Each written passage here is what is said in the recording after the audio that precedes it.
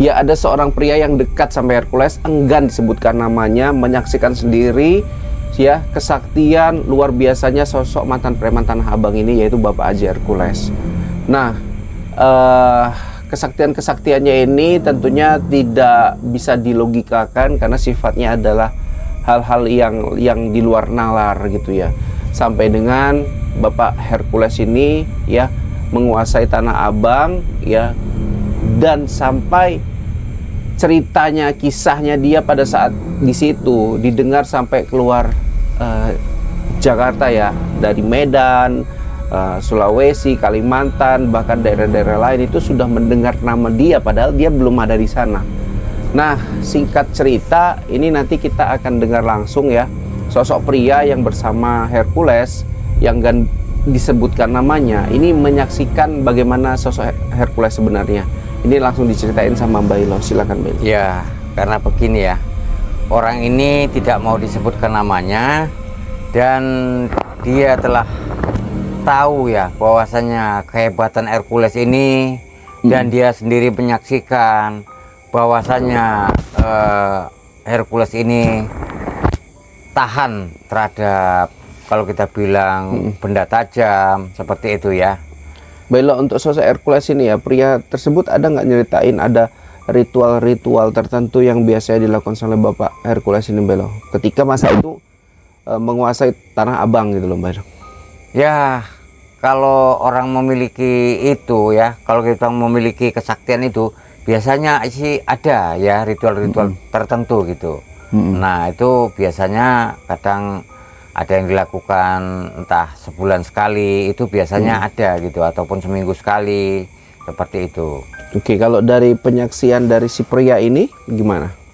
Ya, dia menyaksikan bahwasanya itu tadilah kehebatan Hercules tersebut ya, bahwasanya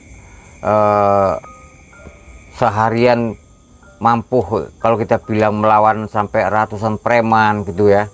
Dan kesaktiannya ya, dia tidak gentar menghadapi lawan-lawan gitu yang... Iya, maksudnya kan saya mau tanya gini loh, Melo.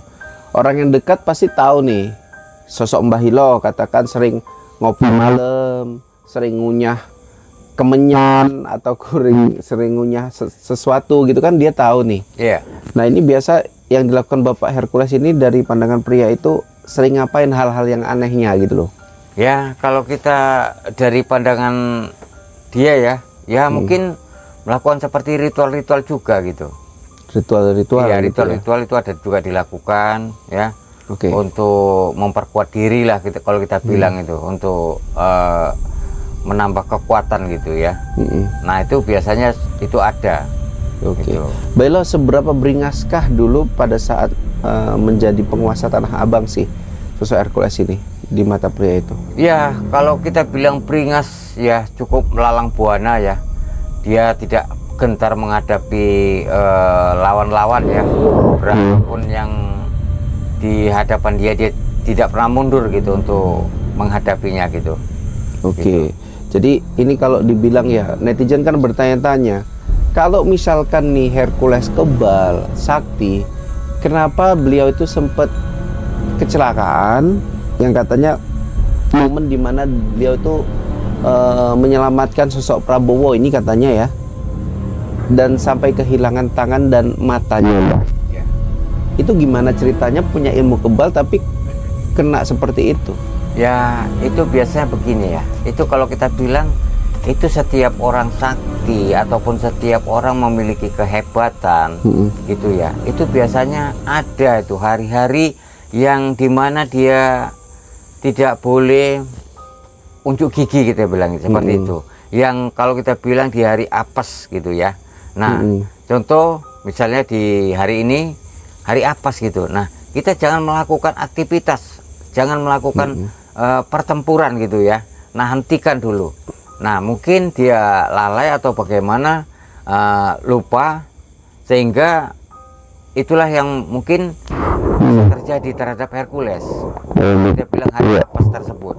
Mungkin pada saat itu beliau menyadari ini hari-hari yang nggak bagus bagi aku. Iya. Tapi karena untuk memperjuangkan, untuk berjuang atas nama Pak Prabowo, dia nekat gitu ya, Bro. Iya. Sehingga terjadilah hal-hal seperti itu ya. Istilahnya udah tahu dia tapi tetap aja di gasnya gitu ya kan. Oke.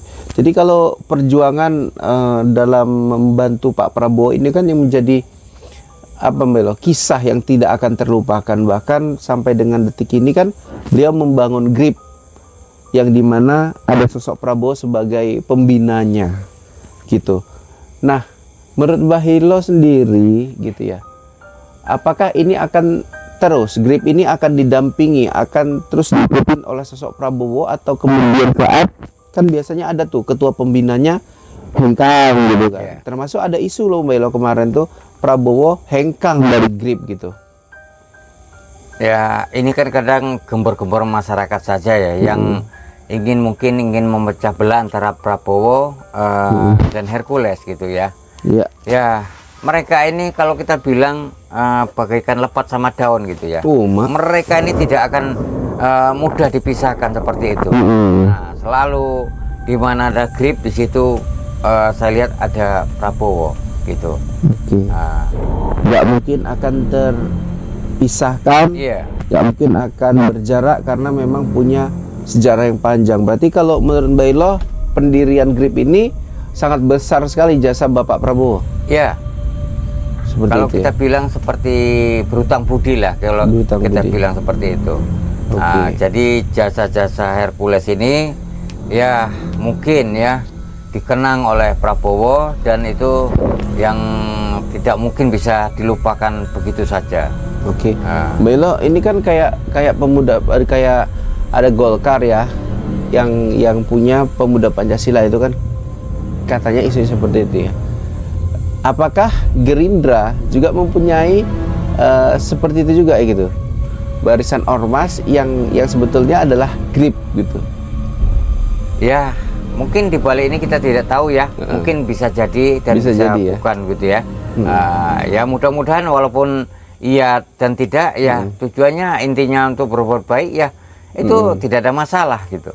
Sah-sah saja, apalagi GRIP ini kan apa ya, organisasi masyarakat yang sudah legal, yang sudah disahkan sama negara juga gitu loh Mbak. Jadi kehadirannya itu sudah tidak dipertanyakan lagi gitu loh, bukan yang ada tapi nggak punya legalitas gitu. Makanya kalau Kalimantan nih harus melihat itu juga gitu, punya misi dan visi yang jelas gitu. Nah, ini Mbak Ilo ada nggak pandangan ke depan untuk GRIP ya? Mungkin punya banyak rintangan, halauan gitu ke depannya. Ya. Atau akan ada sosok pengganti Hercules gitu? Ya, kalau pengganti itu biasanya sih ya setelah ini ya tetap pengganti, biasanya ya adalah gitu orang-orang dekat juga gitu ya, penerusnya itu sudah biasanya sudah ada gitu. Dan tidak mungkin GRIP ini tidak ada Hercules dan GRIP ini tidak berkembang lagi, itu tidak mungkin. Itu tetap berkembang seperti itu. Kayak IPK ya Mbak ya? Contohnya di Sumatera Utara ya, IPK itu yaitu dipegang oleh Bapak Ulu Panggabean. Namun setelah Bapak Ulu Panggabean telah tiada, telah wafat, kita bilang ya, nah IPK ini masih tetap berjalan seperti itu. Masih eksis gitu ya? Iya. Itu. Oke, jadi inilah yang diharapkan kepada GRIP juga. Ya ini ngomong jauh-jauh hari ya. Kalau kemudian Bapak Hercules nggak ada, ya entah dia pensiun ataupun apapun gitu ya, GRIP harus tetap solid, harus tetap ada, walaupun bukan sosok Hercules lah yang memimpin gitu. Karena memang GRIP ini dikenal dengan sosok Hercules ya loh Mbak Ilo. Iya. Ini nggak bisa dipisahkan ini Mbak Ilo. Makanya nanti takutnya kalau nggak ada Hercules, makanya ini jangan seperti sendal yang kehilangan bagian kanannya gitu loh, jadi pincang gitu. Makanya saya rasa Bapak Hercules saat ini lagi membangun GRIP ini supaya solid, tetap kuat, walaupun nanti beliau udah nggak ada gitu, nggak memimpin lagi gitu loh Mbak Ila. Ya, walaupun tidak memimpin lagi ya, ya mungkin asuhan-asuhan dari Bapak Hercules ini mereka ya memahami bagaimana menjalani visi dan misi GRIP Jaya tersebut. Ya, walaupun tidak ada pimpinan, seandainya ya tidak ada pimpinan, mereka bisa berjalan mulus. Nah, itu yang kita rasakan gitu, yang kita pandang ke Oke. depannya. Oke, sampai sini dulu ya terkait dengan grip ya. Mudah-mudahan jaya seperti semboyannya, grip jaya jaya jaya. Sampai sini dulu, wabillahi taufiq wal hidayah. Assalamualaikum warahmatullahi wabarakatuh.